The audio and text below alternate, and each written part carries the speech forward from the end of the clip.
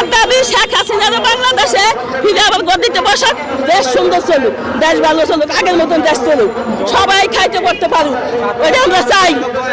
শেখ হাসিনা চাই, শেখ হাসিনা গদিতে বসুক, সে লোক ভালো, আর একটা লোক ভালো না, সবগুলো দালাল, সবগুলো টাকা পয়সা খাইয়ে শেষ করে। শেখ হাসিনা দেশের মধ্যে কি না করছে, কি না করছে, হ্যাঁ? শেখ হাসিনা রেলটা পর্যন্ত পুড়িয়ে লেছে, ওইটি সব মিথ্যা কথা, সব মিথ্যা কথা, কোনোটা সত্যি না। কোন জবকান্দি দাদা তো রক্ত আছে, জবকাচ্ছে না, অর্ডার দেয় নাই, না অর্ডার দেয় নাই, অর্ডার দেয় নাই, সে কেন চলে গেল?